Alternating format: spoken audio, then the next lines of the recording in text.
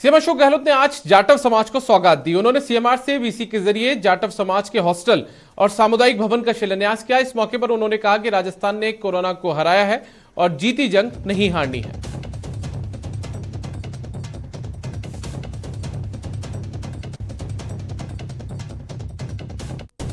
जो 8 साल पहले देखा गया था, जब ये जमीन अलॉटमेंट हुई थी 13 के अंदर, वो सपना आज आप सबके सहयोग से पूरा होने जा रहा है।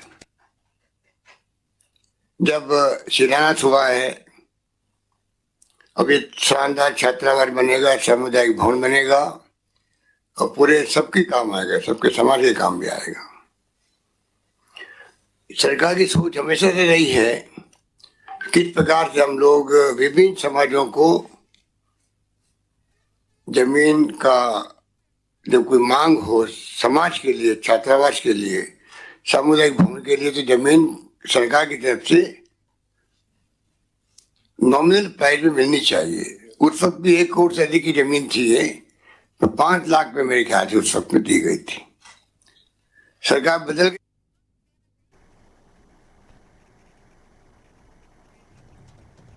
आपको बता दें कि सीएम ने आज जाटव समाज के हॉस्टल का शिलान्यास किया है। मुख्यमंत्री ने वीसी के जरिए इसकी सौगात जाटव समाज को दी है। सीएमआर से ये पूरा कार्यक्रम आयोजित हुआ। हॉस्टल और सामुदायिक भवन का शिलान्यास मुख्यमंत्री ने किया है। इस मौके पर उन्होंने ये भी कहा है कि राजस्थान ने कोरोना को हरा दिया है और जीती हुई जंग अब हमको नहीं हारनी है। तो ये तस्वीर आप देख सकते हैं जहां पर मुख्यमंत्री इस कार्यक्रम में शामिल हुए। चिकित्सा मंत्री डॉक्टर रघु शर्मा आज अपने 1 दिवसीय दौरे के दौरान केकड़ी पहुंचे, जहां उन्होंने नवगठित नगर पालिका बोर्ड की पहली बजट बैठक में भाग लिया। इस मौके पर डॉक्टर शर्मा ने सभी 40 जीते हुए पार्षदों को बधाई दी और केकड़ी के विकास में अपनी भागीदारी निभाने की बात कही। नगर पालिका का 59 करोड़ का बजट पास होने पर उन्होंने कहा कि इस बजट से केकड़ी का सर्वांगीण विकास होगा और यहाँ के लोगों को फायदा भी मिलेगा। हर 5 साल में चुनाव होते हैं और 5 साल देखते देखते निकल जाते हैं, लेकिन अगर लक्ष्य लेके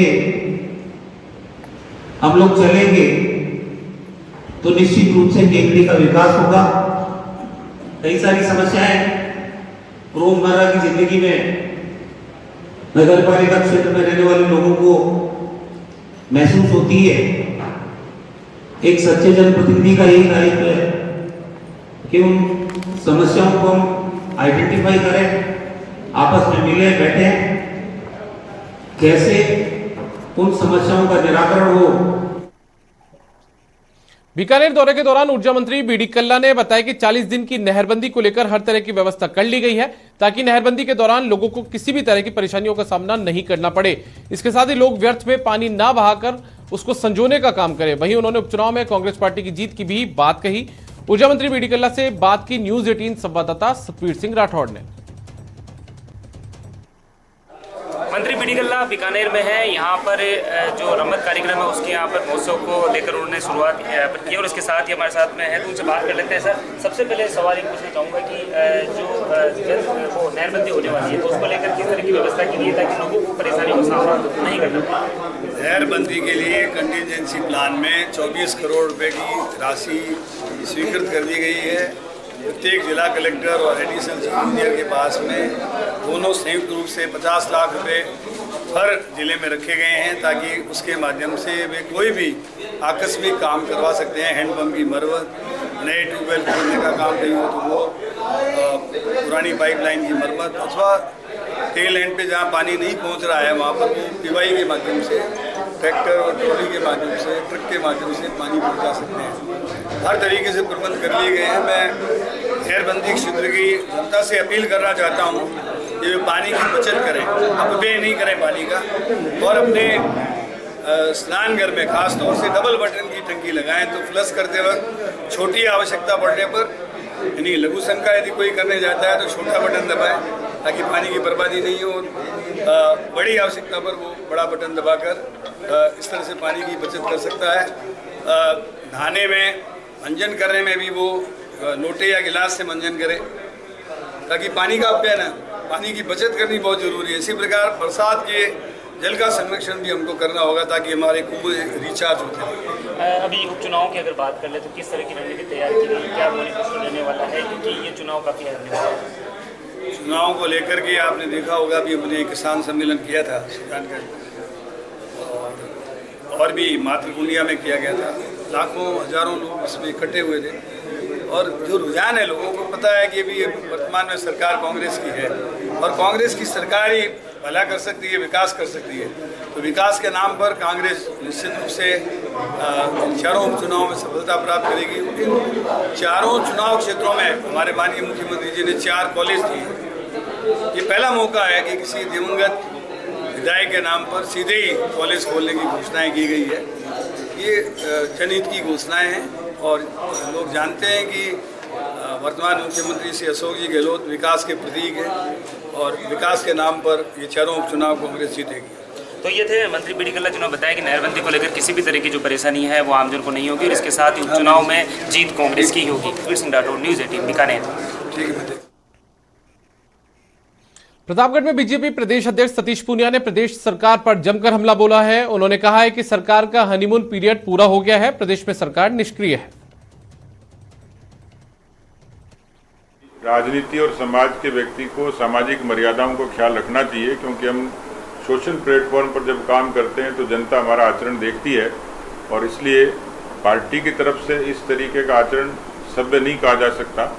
इस पर जो भी आगे की प्रक्रिया रहेगी करेंगे। मौजूदा सरकार वो बहुत भेदभावपूर्ण तरीके से पार्टी के चुने हुए जनप्रतिनिधियों को उनका मनोबल गिराने की दृष्टि से काम करती है। कल मैं कपासन में था तो कपासन के पूरे स्टाफ का तबादला कर दिया गया, यानी सरकार की यहाँ भी ऐसा हुआ है। इस तरीके के बयान प्रदेश के मुख्यमंत्री भी देते हैं, इस तरीके के बयान उनके मंत्री भी देते हैं, विधायक भी देते हैं। इसमें अभिमान झलकता है, अहंकार झलकता है, दम्भ झलकता है। सरकार कोई भी हो, लेकिन जब सरकार बनती है तो सरकार सबकी होती है, किसी एक दल की नहीं होती। और विकास भी समग्र दृष्टि से करे। बीजेपी की राष्ट्रीय सचिव अलका गुर्जर ने कानून व्यवस्था को लेकर गहलोत सरकार पर निशाना साधा है। किशनगढ़ में अगवा युवती मामले का जिक्र करते हुए कहा कि कांग्रेस राज में महिलाएं सबसे ज्यादा त्रस्त हैं और नेशनल क्राइम रिपोर्ट में मरुधरा अव्वल है। मेरे साथ मौजूद हैं बीजेपी की राष्ट्रीय सचिव अलका गुर्जर जी। मैडम, देखा जाए तो राजस्थान में इस समय जिस तरह से क्राइम बढ़ रहा है, जिस तरह से एक पुलिस कर्मी के बेटे ने घर में घुसकर लड़की को उठाने की कोशिश, लड़की को उठा लिया और जबरन शादी करना चाह रहा था। इस पूरे मामले को आप कैसे देखते हैं और क्या कहना चाहिए सरकार को? देखिए, जब से राजस्थान में कांग्रेस की सरकार आई है, सबसे ज़्यादा त्रस्त हैं तो महिलाएं हैं। महिलाओं के खिलाफ अपराध का ये आलम हो गया है कि नेशनल क्राइम ब्यूरो की रिपोर्ट तक ने कहा है कि राजस्थान महिला अपराध में नंबर 1 हो चुका है। चाहे ये किशनगढ़ की घटना हो कि दरोगा का बेटा उठाकर ले जाए, या फिर हनुमानगढ़ की घटना, या भरतपुर की घटना, जयपुर की घटना, कितनी घटनाएं गिनाएं आपके सामने। महिलाएं निरंतर त्रस्त हैं। देखा जाए तो ये जो महीना है ये महिला दिवस के रूप में मनाया जा रहा है। जगह जगह महिलाओं के सम्मान में कार्यक्रम आयोजित किए जा रहे हैं और राजस्थान में जो घटनाएं घट रही हैं कहीं ना कहीं शर्मसार कर रही हैं। देखिए, वैसे तो महिला की अस्मिता राजनीति का विषय नहीं है, ये एक मानवीय पहलू है। महिलाओं के उत्थान की हम जहां बात करते हैं, जहां हमारी सरकार केंद्र में उज्ज्वला योजना से लेकर जनधन योजना और प्रधानमंत्री आवास शौचालय तक का निर्माण कर रही है, उस गरीब वंचित महिला को सोचकर वहां राजस्थान की सरकार। पूर्व मुख्यमंत्री वसुंधरा राजे आज से 2 दिवसीय देवदर्शन यात्रा पर हैं। भरतपुर से वसुंधरा राजे ने यात्रा की शुरुआत की। पुंचरी का लौटा पहुंचने पर राजे का जोरदार स्वागत हुआ। देवदर्शन कर राजे अपना जन्मदिन मनाएंगी। वसुंधरा राजे का श्रीनाथ जी, जतिपुरा और गोवर्धन स्थित दानघाटी मंदिर में पूजा अर्चना की है उन्होंने। इसके बाद राजे बद्रीनाथ और केदारनाथ मंदिरों के दर्शन करने भी जाएंगी।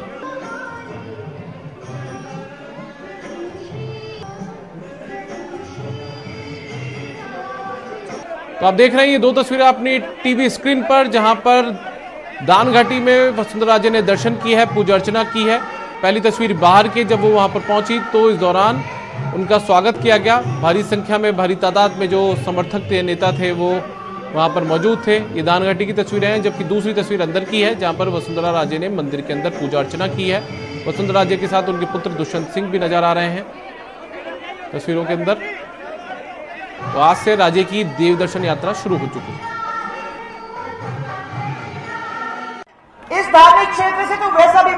और जुड़ा हूं। पूरा राजस्थान तो परिवार है, परंतु धौलपुर भरतपुर से ही निकल के आई हूं, तो मुझे कभी कभी उसको भी याद देने की जरूरत है। मैं आपको ये कहना चाहूंगी कि आप लोग सब मेरा लोग मजाक करते थे कि ये जो भी काम करती है सबसे पहले भगवान का आशीर्वाद लेके करती है, परंतु आपको समझ में आ गई भगवान के आशीर्वाद के बिना कुछ नहीं होता है। वो अपने जो शुभचिंतक हैं, अपने कार्यकर्ता हैं, अपनी जनता है, वो उनके बीच में आए। काफी लंबे समय हो गया और यहाँ आके महान महात्माओं की और देवियों की वो दर्शन करने आ रही हैं। ये आदरणीय वसुंधरा जी का एक धार्मिक कार्यक्रम है और धार्मिक कार्यक्रम में वो यहाँ पर दर्शन करने आ रही है, क्योंकि कल उनका जन्मदिन है और कल विधानसभा रहेगी, तो हम सब लोग आज उनको बधाई देने के लिए यहाँ पर आए। कोरोना को लेकर सीएम गहलोत गंभीर हैं। बढ़ते संक्रमण को लेकर सरकार ने सतर्कता बरतनी शुरू कर दी है। गहलोत सरकार ने एहतियातन कदम उठाने भी शुरू कर दिए हैं। राज्य के गृह विभाग के ग्रुप 9 ने 3 अलग अलग आदेश जारी कर पंजाब, हरियाणा, गुजरात और मध्य प्रदेश से आने वाले यात्रियों को राजस्थान आगमन पर यात्रा प्रारंभ करने के 72 घंटे पूर्व कराई गई आरटीपीसीआर नेगेटिव रिपोर्ट देनी होगी। गृह विभाग ने दूसरे आदेश में सभी जिला कलेक्टर्स को जिले के एंट्री पॉइंट्स पर चेक पोस्ट स्थापित करने के भी निर्देश दिए हैं। कलेक्टर्स को आदेशों की पालना कठोरता के साथ करने के निर्देश इसके साथ दिए गए हैं। इसके साथ ही गृह विभाग ने अपने तीसरे आदेश में टेस्ट रिपोर्ट की अनिवार्यता पर महाप्रबंधक उत्तर पश्चिम रेलवे जयपुर और airport director airport authority of India Sanganer Jaipur को पत्र लिखकर राज्य सरकार के आदेशों की पालना सुनिश्चित करने के लिए भी कहा है।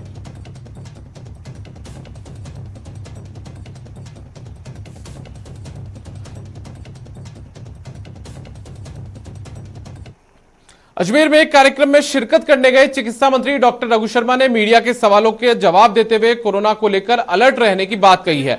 उनका कहना है कि वैक्सीन डोज लगवाने के बाद भी कोरोना हो सकता है। उन्होंने कहा कि कोरोना के बढ़ते मरीजों को देखते हुए राज्य सरकार ने बाहर से आने वाले यात्रियों की जांच को मुख्य माना है, इसलिए यात्रियों की नेगेटिव रिपोर्ट होने पर ही उन्हें प्रदेश में प्रवेश मिलेगा। वहीं उपचुनाव को लेकर उन्होंने कहा कि चारों उपचुनाव कांग्रेस जीतेगी। दोनों डोज लगाने के बाद भी कोरोना वायरस हो सकता है, ये मेडिकल के मेरे एक्सपर्ट लोगों ने मुझे बताया, लेकिन वो माइल्ड होगा, आपके जीवन को कोई खतरा नहीं होगा, लेकिन अटैक तो आपको वायरस का हो ही सकता है। तो जब बार बार हम रिक्वेस्ट कर रहे हैं, वैक्सीन से ज़्यादा इफेक्टिव मास्क है, सोशल डिस्टेंसिंग है, बार बार हाथ धोना है और भीड़ में एकत्रित नहीं होना है। इन चीज़ों का अगर हम छोड़ देंगे पालना, तो निश्चित रूप से खतरा मोल ले रहे हैं। हमारी राजस्थान की तो संख्या बढ़ी है, 200 पार कर गई, लेकिन केरल में, महाराष्ट्र में वापस से लॉकडाउन लगाने की सोचना पड़ रहा है। तो ये महामारी अभी गई नहीं है। हवाई अड्डे पर जो भी उतर रहे हैं लोग, उनके लिए कंपलसरी किया इसीलिए कि आरटीपीसीआर टेस्ट करा, क्या हुआ। हमने आपको हमारे खास कार्यक्रम बायजूस यंग जीनियस में मिलवाया आविष्कारी शौर्य वसीन से। आइए दिखाते हैं हमारे कार्यक्रम में आने के बाद कैसा रहा उनका अनुभव।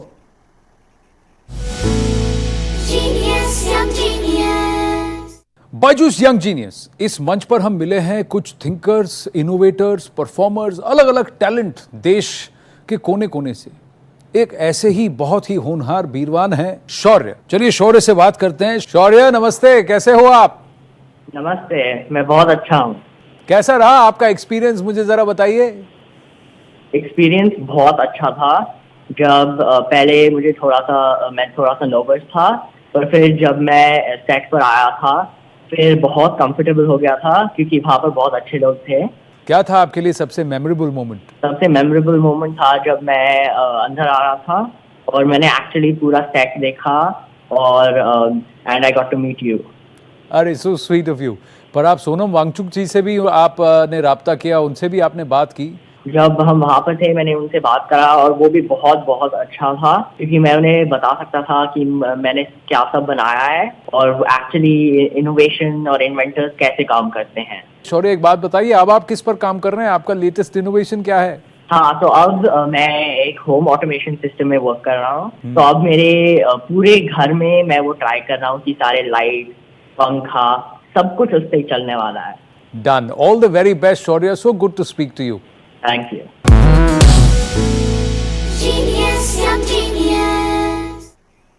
और बुलेटिन में फिलहाल वक्त एक छोटे से ब्रेक का है।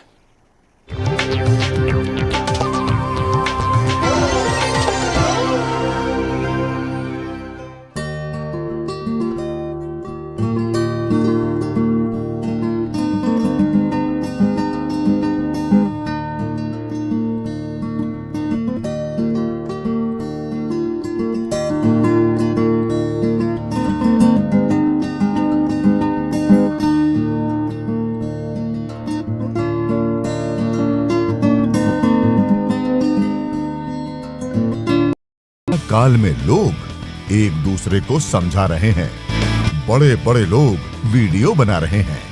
आप गाना जानते हैं तो गाइए या फिर अपना हुनर दिखाइए, वीडियो बनाइए और हम तक पहुंचाइए और घर बैठे बनिए स्टार।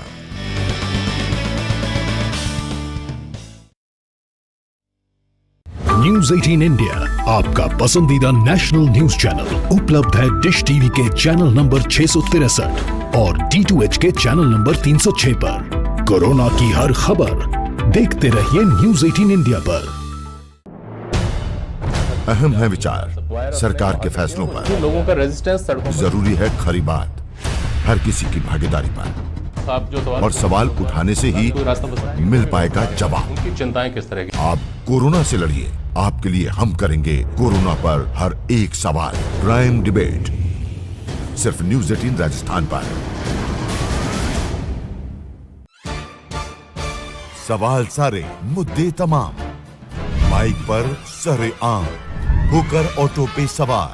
जब पूछेगा रिपोर्टर आपके क्षेत्र के हर मसले का जवाब मिलेगा बिल्कुल नए अंदाज में।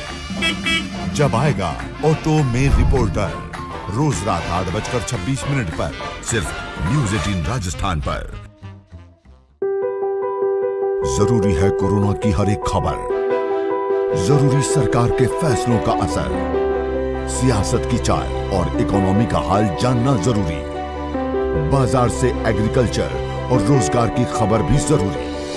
इसलिए देखिए जरूरी खबरों का प्राइम टाइम न्यूज 18 प्राइम सिर्फ न्यूज 18 राजस्थान पर।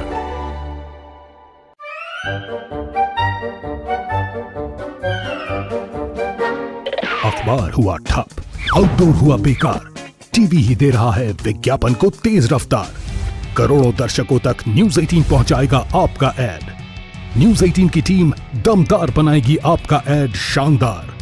जल्दी कीजिए, कहीं छूट ना जाए ये सुनहरा मौका। हमें मेल करके उठा लीजिए बड़ा फायदा। ये स्पेशल ऑफर है अगले 15 दिनों तक। साथ ही मिलेगा हमारी वेबसाइट पर प्रमोशन। आज ही मेल करें adsales@nw18.com पर। न्यूज 18 इंडिया आपका पसंदीदा नेशनल न्यूज चैनल उपलब्ध है टाटा स्काई के चैनल नंबर 519 और एयरटेल के चैनल नंबर 318 पर। कोरोना की हर खबर देखते रहिए न्यूज 18 इंडिया पर। भैया राम राम नमस्कार। ना जाना कुछ बता रहे हैं, कुछ चेता रहे हैं। तो आपने लॉकडाउन के दौरान देखा कि हम क्या कर रहे हैं। कोरोना काल में लोग एक दूसरे को समझा रहे हैं, बड़े बड़े लोग वीडियो बना रहे हैं। आप गाना जानते हैं तो गाइए या फिर अपना हुनर दिखाइए, वीडियो बनाइए और हम तक पहुंचाइए और घर बैठे बनिए स्टार।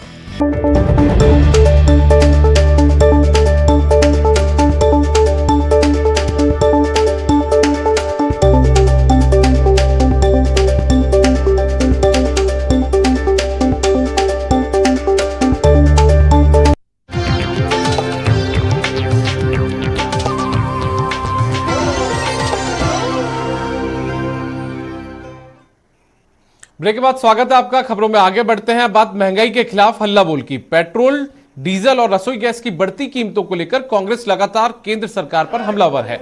आज पार्टी के ओबीसी विभाग की ओर से विरोध प्रदर्शन कर केंद्रीय पेट्रोलियम मंत्री का पुतला फूंका गया। प्रदर्शनकारियों ने बाइक को कंधे पर ढोकर भी अपना विरोध दर्ज किया।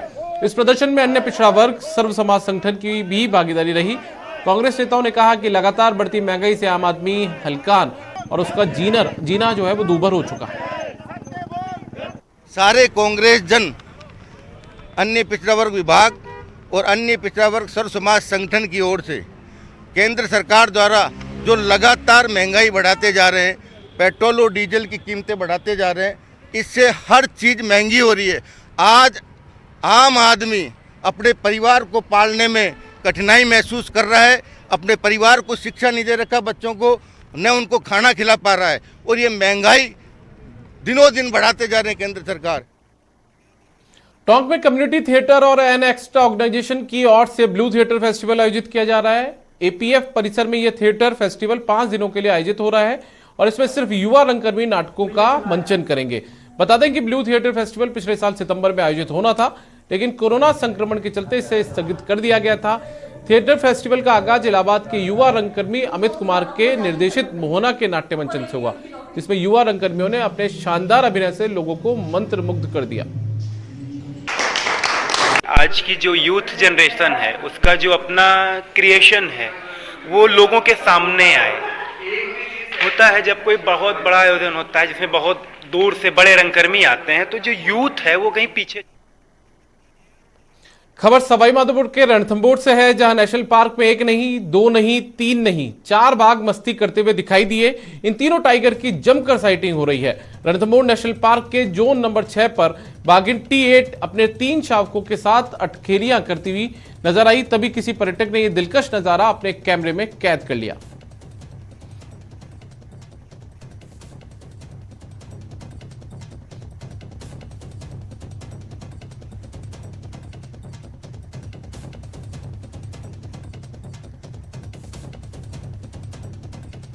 और इस बुलेटिन में फिलहाल इतना ही। आप देखते रहिए न्यूज़ 18 राजस्थान। नमस्कार।